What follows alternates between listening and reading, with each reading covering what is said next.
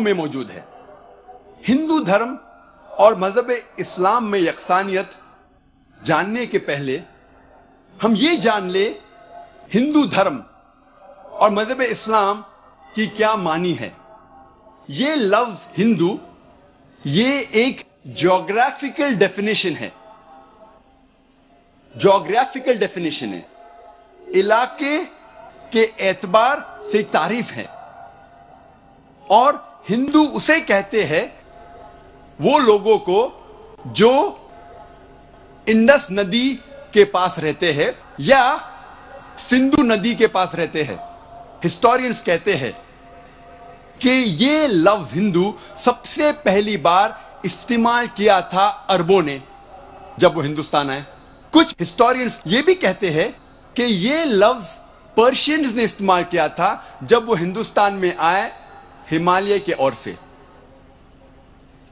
جب ہم encyclopedia of religion and ethics پڑھتے ہیں، اس انسائکلوپیڈیا میں لکھا ہوا ہے جلد نمبر 6 حوالہ نمبر 699 میں کہ یہ لفظ ہندو کوئی بھی بھارتی کتاب میں موجود نہیں تھا جب تک مسلمان ہندوستان میں نہیں آئے۔ اور پنڈت جواہر لال نہرو کہتے ہیں اپنی کتاب میں دا ڈسکوری آف انڈیا صفحہ نمبر 74 اور 75 میں کہ جب ہم تحقیق کرتے ہیں یہ لفظ ہندو سب سے پہلی بار ایک تانترک میں آتا ہے 8ویں صدی میں، اور سب سے پہلی بار جب استعمال کیا گیا اس کے معنی تھے لوگوں کے لیے، دھرم کے لیے کبھی بھی استعمال نہیں کیا گیا، دھرم کے لیے استعمال حال ہی میں کیا جا رہا ہے۔ اسی لیے ہمیں پتہ لگتا ہے کہ یہ لفظ ہندو ایک جغرافیکل ڈیفینیشن ہے، علاقائی اعتبار سے کہا جاتا ہے ان لوگوں کو جو لوگ سندھو ندی یا اندو ندی کے پاس رہتے ہیں۔ اس کا استعمال دھرم کے لیے حال ہی میں ہوا ہے۔ اب ہم سمجھیں گے ہندوازم یا ہندو دھرم کی معنی کیا ہے۔ یہ لفظ ہندوازم ہندو سے آتا ہے اور سب سے پہلی بار استعمال کیا تھا انگریزوں نے 19ویں صدی میں، اور ہندوازم یہ لفظ استعمال کیا تھا اس بھارت دیش میں جو لوگ رہتے ہیں ان کے دھرموں کو بتانے کے لیے ایک لفظ استعمال کیا گیا تھا ہندوازم۔ اور جب ہم پڑھتے ہیں نیو انسائکلوپیڈیا برٹانیکا، اس میں لکھا ہوا ہے جلد نمبر 20 میں حوالہ نمبر 581 میں کہ یہ لفظ ہندوازم سب سے پہلی بار استعمال کیا تھا برٹش رائٹرز نے۔ برٹش رائٹرز انگریز لیکھکوں نے استعمال کیا تھا ان لوگوں کے لیے جن کا دھرم ہندوستان میں، اس بھارت میں جو لوگ رہتے ہیں ان کے دھرموں کو، ان کے بلیفز کو، ان کے فیتھس کو، ان کے ریلیجنز کو ڈسکرائب کرنے کے لیے ایک لفظ استعمال کیا گیا تھا ہندوازم۔ اسی لیے ہندو پنڈت، ہندو اسکالرز یہ کہتے ہیں کہ یہ لفظ ہندوازم یا ہندو دھرم ایک مس نوما ہے، یہ ایک غلط لفظ ہے۔ صحیح لفظ ہونا چاہیے سناتن دھرم یا ویدک دھرم، کیونکہ وہ کہتے ہیں کہ ہم ویدا میں مانتے ہیں، اور سوامی وویکانندا کہتے ہیں کہ یہ لفظ ہندو غلط استعمال ہے، ہونا چاہیے ویدنتسٹ، کیونکہ سوامی وویکانندا کہتے ہیں کہ ہمیں ماننا چاہیے وید کو، اس لیے صحیح لفظ ہے ویدنتسٹ اور ویدک دھرم یا سناتن دھرم۔ اب ہم تذکرہ کریں گے اسلام کا۔ یہ لفظ اسلام آتا ہے سلم سے، جس کے معنی ہے امن یا سلامتی۔ یہ لفظ اسلام سلم سے بھی آتا ہے جس کے معنی ہے اپنی رضا اللہ کے حوالے کرنا۔ مختصراً اسلام کے معنی ہے سلامتی یا امن حاصل کرنا اپنی رضا اللہ کے حوالے کرنے کے بعد۔ اور یہ لفظ اسلام قرآن اور صحیح حدیث میں کئی بار آتا ہے۔ اس کا ذکر قرآن میں سورہ ال عمران سورہ نمبر 3 آیت نمبر 19 میں اور سورہ ال عمران سورہ نمبر 3 آیت نمبر 85 میں. اور جو شخص اپنی رضا اللہ کے حوالے کرتا ہے اسے کہتے ہیں مسلم. اور یہ لفظ مسلم کا ذکر بھی کئی بار قرآن مجید اور حدیث میں آتا ہے. اس کا ذکر، مسلم لفظ کا ذکر سورہ ال عمران سورہ نمبر 3 آیت نمبر 64 میں بھی آتا ہے اور سورہ فصلت سورہ نمبر 41 آیت نمبر 33 میں بھی آتا ہے. اور لفظ اسلام کا ذکر آتا ہے سورہ ال عمران سورہ نمبر 3 آیت نمبر 19 میں اور سورہ ال عمران سورہ نمبر 3 آیت نمبر 85 میں. اب ہم تذکرہ کریں گے ہندو دھرم اور مذہب اسلام میں یکسانیت. ہم پہلے ذکر کریں گے ہندو دھرم اور مذہب اسلام کے ایمان کے ارکان کی یکسانیت کے بارے میں. اللہ سبحانہ و تعالیٰ فرماتے ہیں سورہ بقرہ میں سورہ نمبر 2 آیت نمبر 177 میں، نیکی یہی نہیں ہے کہ آپ اپنا منہ مشرق یا مغرب کی طرف موڑو، نیکی یہ ہے کہ آپ اللہ پر ایمان لاؤ، آخرت پر ایمان لاؤ، اس کے ملائکہ پر ایمان لاؤ، اس کے کتابوں پر ایمان لاؤ، اس کے نبیوں اور پیغمبروں پر ایمان لاؤ. ذکر آتا ہے صحیح مسلم میں جلد نمبر 1 کتاب الایمان میں پارٹ نمبر 2 حدیث نمبر 6 میں ایک شخص محمد صلی اللہ علیہ وسلم کے پاس آتے ہیں اور ان سے پوچھتے ہیں ایمان کیا ہے؟ اللہ کے رسول فرماتے ہیں ایمان وہ ہے کہ آپ اللہ سبحانہ و تعالیٰ پر ایمان لاؤ، ان کے ملائکہ پر ایمان لاؤ، کتابوں پر ایمان لاؤ، پیغمبروں پر ایمان لاؤ، ان کے ملنے پر ایمان لاؤ، آخرت پر ایمان لاؤ اور قدر تقدیر پر ایمان لاؤ. ہمیں پتہ لگتا ہے کہ اسلام میں ایمان کے 6 ارکان ہیں. پہلا رکن ہے اللہ پر ایمان لانا، دوسرا اس کے ملائکہ پر ایمان لانا، تیسرا اس کے کتابوں پر ایمان لانا، چوتھا اس کے پیغمبروں پر ایمان لانا، پانچواں آخرت پر ایمان لانا اور چھٹا قدر تقدیر پر ایمان لانا. اب ہم تذکرہ کریں گے ہندو دھرم اور اسلام میں ایمان کے رکن میں یکسانیت. سب سے پہلا ہے خدا پر یقین لانا. ہم تذکرہ کریں گے ہندو دھرم میں خدا کا تصور کیا ہے. جب ہم کوئی عام ہندو سے پوچھتے ہیں آپ کتنے خداؤں میں مانتے ہیں، کچھ کہیں گے 3 خدا، کچھ کہیں گے 10، کچھ کہیں گے 100، کچھ کہیں گے 1000 اور کچھ کہیں گے 33 کروڑ. لیکن جب ہم ایک ہندو پنڈت سے پوچھتے ہیں، وہ ہندو سے جو ہندو دھرم کی کتابوں کو جانتا ہے، وہ ہندو کہیں گا کہ ہندو صرف ایک بھگوان، ایک ہی خدا میں ماننا چاہیے اور ایک ہی خدا کی عبادت کرنا چاہیے. لیکن عام ہندو ایک فلسفی میں مانتا ہے جسے کہتے ہیں پینتھیزم. پینتھیزم کی معنی عام ہندو سمجھتا ہے سب کچھ خدا ہے، پیڑ خدا ہے، انسان خدا ہے، سورج خدا ہے، چاند خدا ہے، سانپ خدا ہے. ہم مسلمان سمجھتے ہیں کہ سب کچھ خدا کا ہے، پیڑ خدا کا ہے، انسان خدا کا ہے، سورج خدا کا ہے، چاند خدا کا ہے، سانپ خدا کا ہے. اہم فرق ہندو اور مسلمان میں ہے. عام ہندو کہتے ہیں سب کچھ خدا ہے، ہم مسلمان کہتے ہیں سب کچھ خدا کا ہے. صرف ایک اہم فرق ہے کا. اگر ہم اس کا کے فرق کو مٹا لیں گے تو ہندو اور مسلم ایک ہو جائیں گے. کیسے کرنا چاہیے؟ جس طریقے سے قرآن میں لکھا ہوا ہے سورہ ال عمران میں سورہ نمبر 3 آیت نمبر 64 میں، تعالوا الی کلمۃ سواء بینا بینکم، آؤ ہم اس بات کی طرف جو آپ اور ہم میں یکساں ہے۔ سب سے پہلی بات ہے اللہ نعبد الا اللہ، ہم صرف ایک ہی خدا کی عبادت کریں۔ اب ہم تذکرہ کریں گے ہندو مذہب، ہندو دھرم کی کتابیں کیا کہتی ہے خدا کے بارے میں۔ ایک اہم کتاب ہندو مذہب کی ہے اپنشد۔ یہ ہے اپنشد۔ جب ہم اپنشد پڑھتے ہیں، لکھا ہوا ہے چھندوگیا اپنشد میں پاٹھ نمبر 6 بھاگ نمبر 2 شلوکا نمبر 1 میں ایکم ایودتیم، یہ سنسکرت شلوک ہے جس کے معنی ہے بھگوان ایک ہی ہے، دوسرا نہیں ہے۔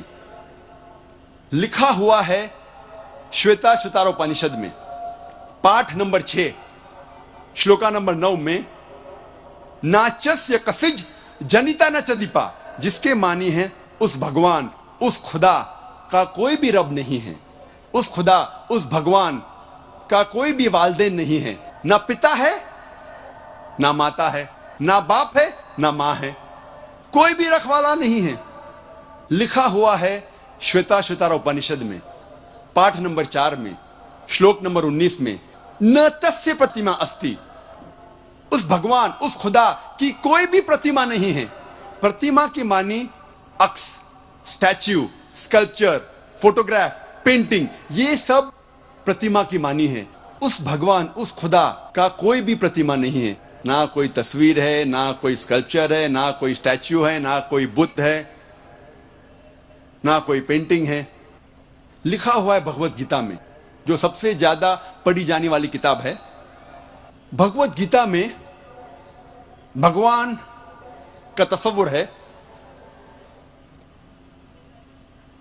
پاٹھ نمبر 7 میں شلوکا نمبر 20 میں all those whose intelligence has been stolen by material desires they worship demigods، جو پیسے کے پیچھے بھاگتا ہے وہ غلط خداؤں کی پوجا کرتا ہے۔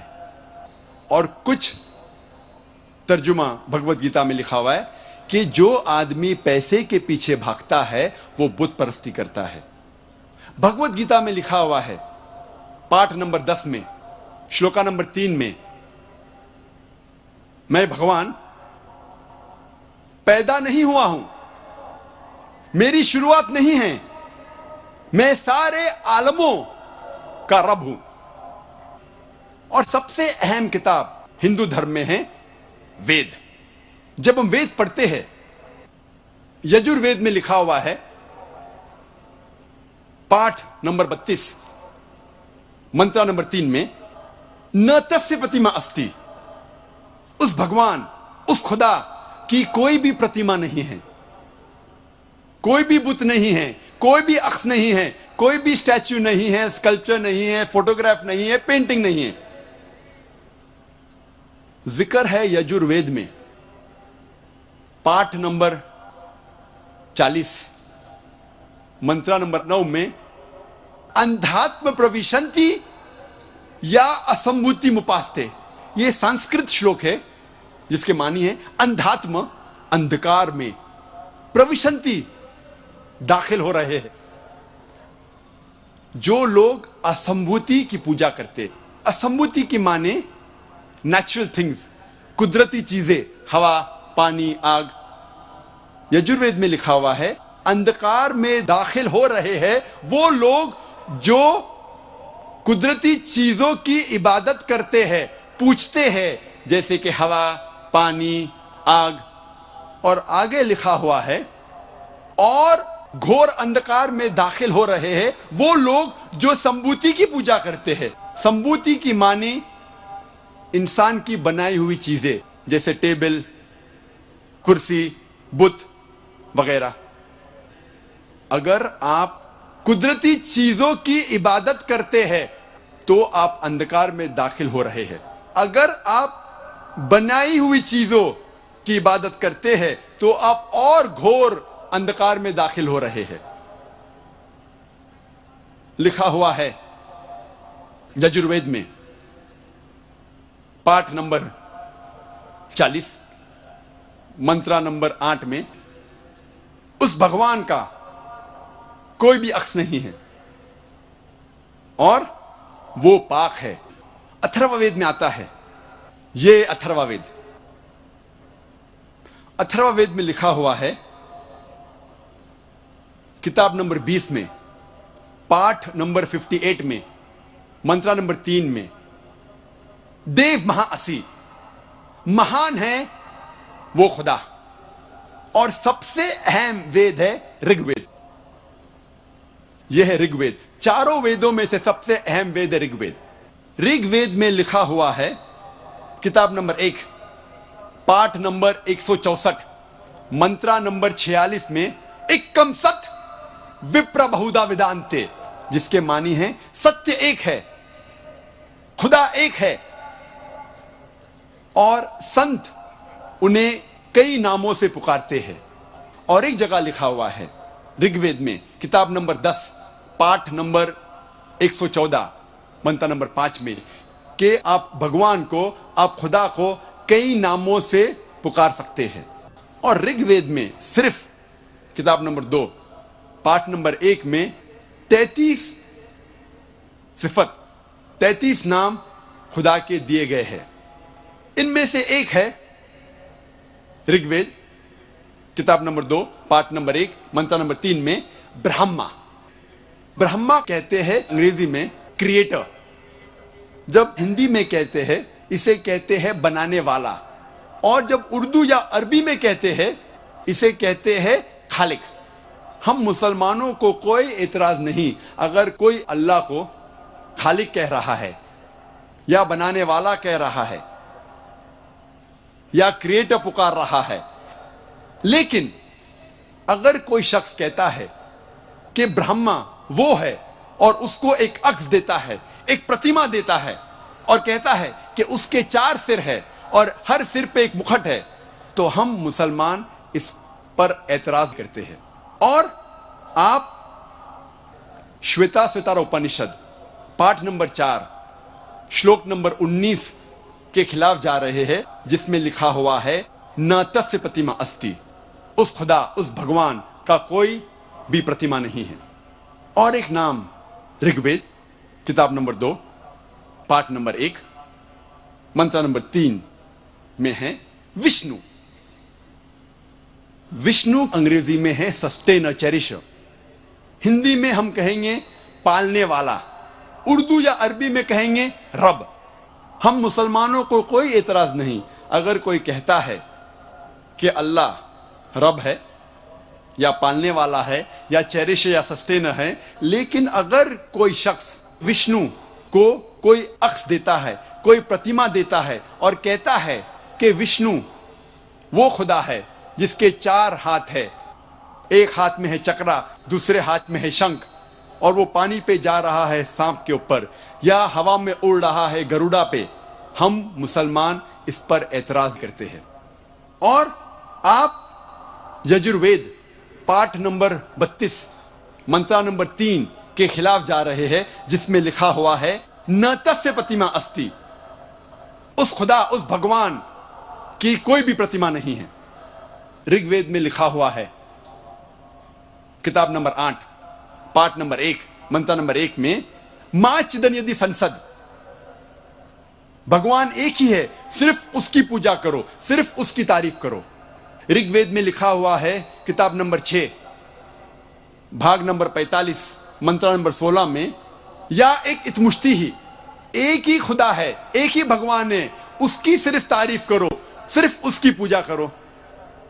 और हिंदू धर्म में बुनियादी उसूल, फंडामेंटल क्रीड है एकम ब्रह्म द्योत्या नास्ते नेहना नास्ते किंचन, भगवान एक ही है, दूसरा नहीं है, नहीं है, नहीं है, जरा भी नहीं है। There is only one God, not a second one, not at all, not at all, not in the least bit.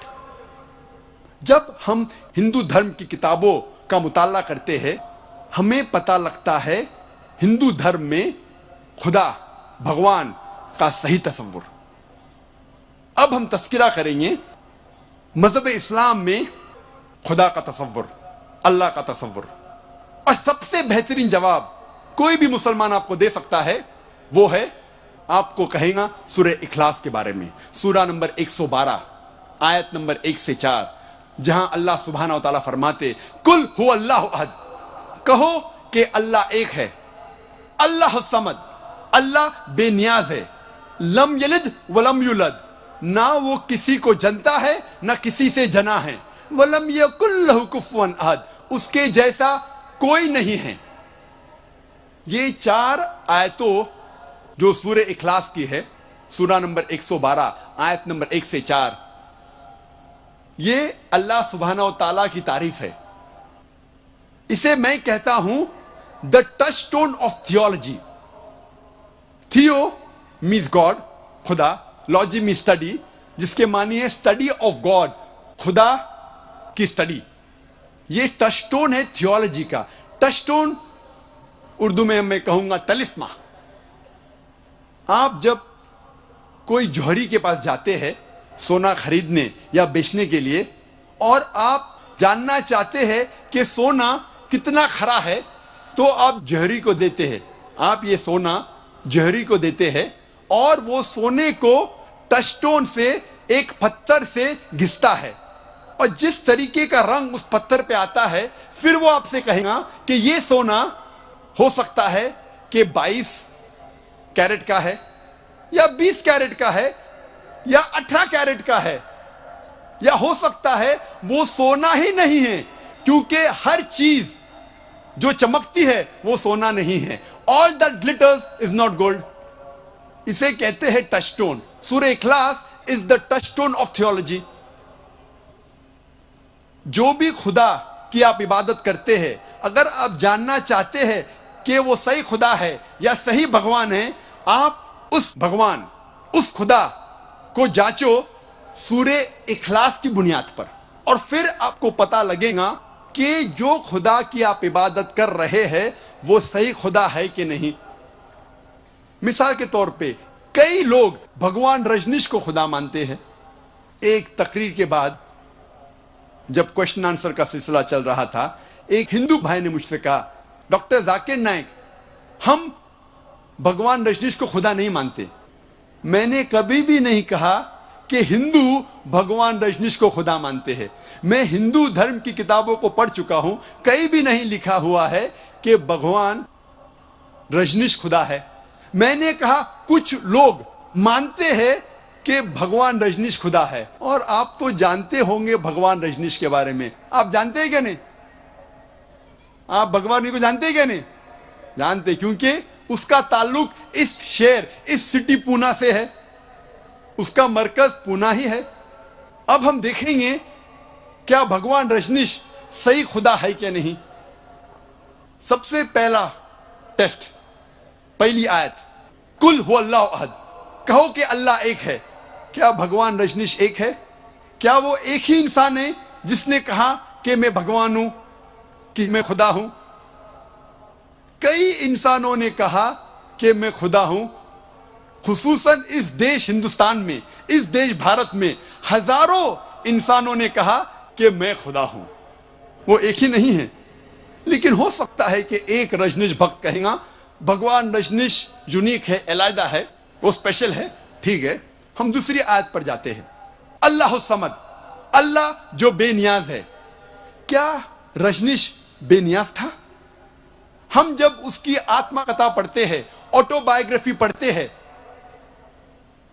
Us auto biography میں لکھا ہوا ہے کہ بھگوان رجنیش کو ڈائبٹیز کی بیماری تھی، استھما کی بیماری تھی، ریڑھ کی ہڈی کی بیماری تھی.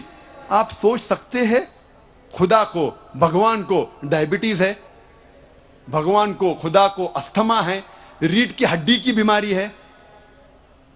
تیسری آیت، لم یلد ولم یولد، نہ وہ کسی کو جنا ہے نہ کسی سے جنتا ہے. He begets not, nor is he begotten. ہم جانتے ہیں کہ بھگوان رجنیش کے والدین تھے، ماتا بھی تھی اور پتا بھی تھے، اور اس کی پیدائش مدھیہ پردیش میں ہوئی.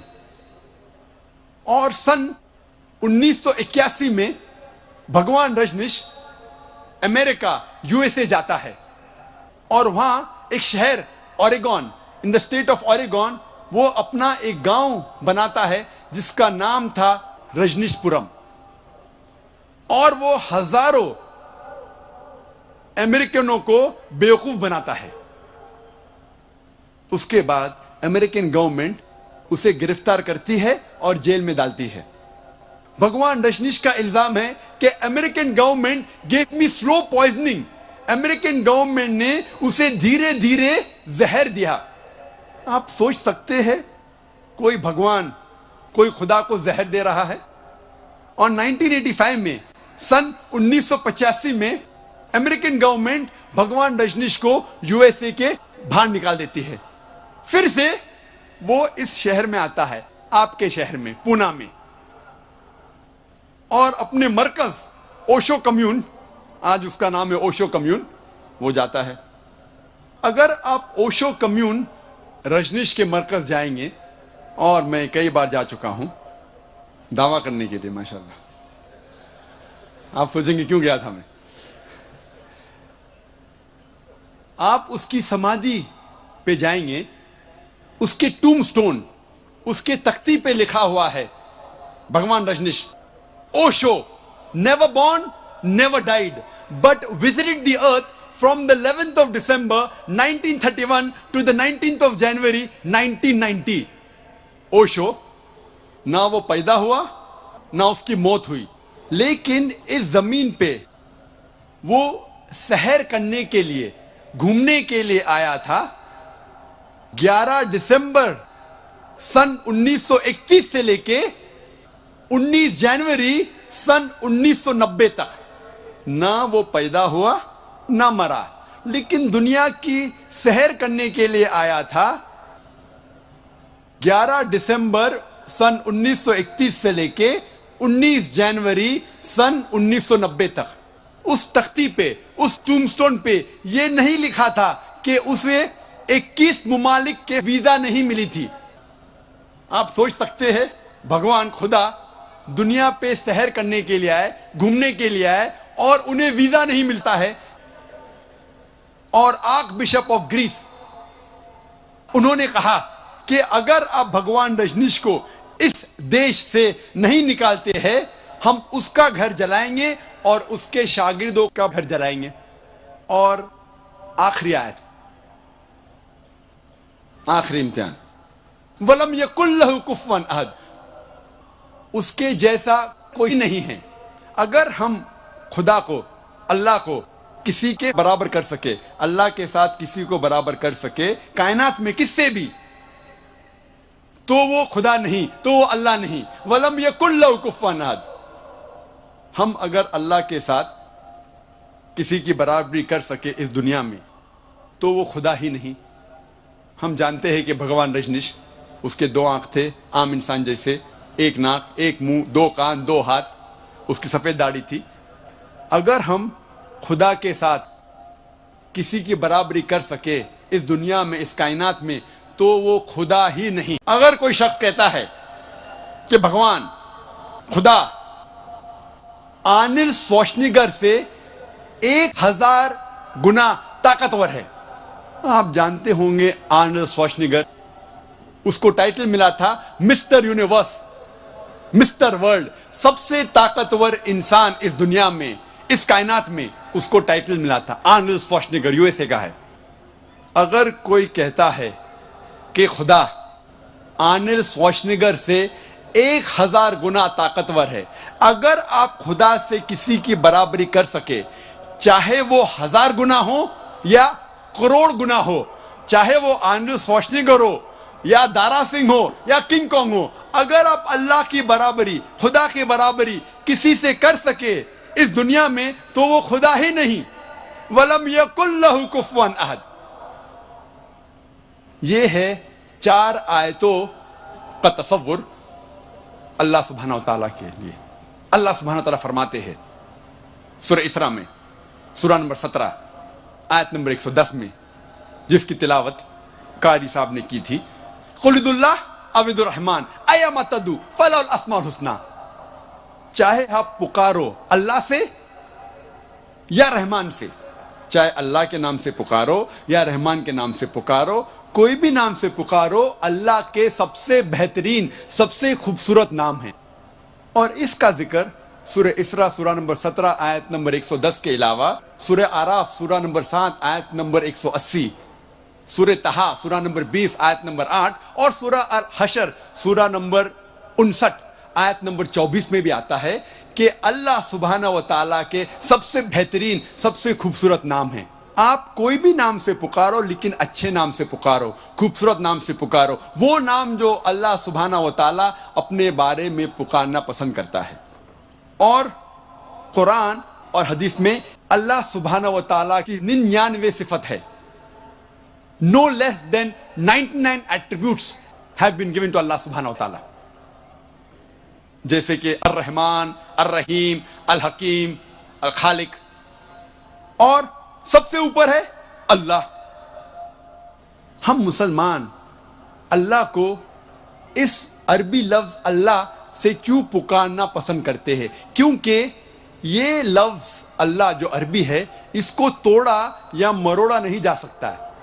اکثر جتنی بھی دیگر زبانوں میں اللہ کا جو ترجمہ ہوتا ہے یا جس دیگر زبانوں میں اللہ کو بلایا جاتا ہے، اس الفاظ کو توڑا یا مروڑا جا سکتا ہے۔ مثال کے طور پہ انگریزی میں ہم کہتے ہیں گاڈ، اس لفظ گاڈ کو توڑا یا مروڑا جا سکتا ہے۔ مثال کے طور پہ اگر گاڈ کو ہم جوڑتے ہیں ایس تو ہو جاتا ہے گاڈز، پلورل آف گاڈ، خدا کی جمع۔ اگر ہم جوڑتے ہیں گاڈ کو DESS تو ہو جاتا ہے گاڈس، جس کے معنی ہے مؤنث خدا۔ اللہ سبحانہ و تعالی کا کوئی بھی جنس نہیں، نہ وہ مؤنث ہے نہ مذکر ہے، اور اللہ ایک ہے، اللہ کی جمع نہیں ہے۔ قل هو اللہ احد، کہو کہ اللہ ایک ہے۔ اگر ہم گاڈ کو جوڑتے ہیں فادر تو ہو جاتا ہے گاڈ فادر۔ اسلام میں اللہ فادر یا اللہ ابا جیسی کوئی چیز نہیں ہے، اللہ پتا نہیں ہے۔ اگر ہم جوڑتے ہیں مدر تو ہو جاتا ہے گاڈ مدر۔ اسلام میں اللہ مدر یا اللہ ماتا یا اللہ امی نہیں ہے، اللہ ایک یونیک لفظ ہے۔ اسی لیے ہم اللہ کو عربی میں اللہ کہنا پسند کرتے ہیں، اور اسی طریقے سے دیگر زبانوں میں ہم کہتے ہیں دیو، دیو کا ہو جاتا ہے دیوی، پھر ہو جاتا ہے دیوتا، خدا کا ہو جاتا ہے خداؤ، ایشور کا ہو جاتا ہے پرمیشور۔ اس طریقے سے جتنے بھی دیگر زبانوں میں ہم پکارتے ہیں خدا کو، اس کو توڑا یا مروڑا جا سکتا ہے اکثر، لیکن اللہ ایک یونیک لفظ ہے۔ اسی لیے ہم مسلمان اللہ کو اللہ کے نام سے پکارنا پسند کرتے ہیں۔ لیکن جب کوئی مسلمان کوئی غیر مسلم سے بات کر رہا ہے اور انگلش میں اللہ کے بدلے گاڈ استعمال کرتا ہے یا اردو میں خدا کہتا ہے تو مجھے کوئی اعتراض نہیں ہے، لیکن یہ میں کہنا چاہتا ہوں کہ God is not the correct translation of the Arabic word Allah. خدا اللہ کا صحیح ترجمہ نہیں ہے، لیکن مجبوری کے تحت جب آپ غیر مسلمان سے بات کر رہے ہیں اور یہ الفاظ چاہے وہ خدا ہو یا گاڈ ہو استعمال کرتے ہیں تو مجھے کوئی اعتراض نہیں، لیکن وہ صحیح ترجمہ نہیں ہے۔ اور یہ لفظ اللہ اہم مذاہبوں کے کتابوں میں موجود ہے، چاہے کرسچینٹی ہو، چاہے سکھزم ہو، ہندو دھرم کی کتابوں میں بھی موجود ہے یہ لفظ اللہ۔ آپ اگر پڑھیں گے رگ وید کتاب number 2 part number 1 mantra number 11 میں لکھا ہوا ہے لفظ اللہ، خدا کے لیے، بھگوان کے لیے۔ اس کا تذکرہ رگ وید کتاب number 3 part number 30 mantra number 10 میں بھی ہے۔ رگ وید کتاب number 9 part number 67 mantra number 30 میں بھی ہے۔ اور اپنشد میں ایک اپنشد ہے جس کا نام ہے اللہ اپنشد۔ اسی لیے ہم مسلمان اللہ کو عربی لفظ اللہ سے پکارنا پسند کرتے ہیں، ورنہ نہیں تو آپ کوئی بھی نام سے پکاریے لیکن اچھے نام ہونا چاہیے, خوبصورت ہونا چاہیے, وہ نام سے جو اللہ اپنے آپ کو پکارنا پسند کرتا ہے. اب ہم تذکرہ کریں گے ہندو دھرم اور ارکان ایمان میں رکن نمبر 2 میں کیا یکسانیت ہے.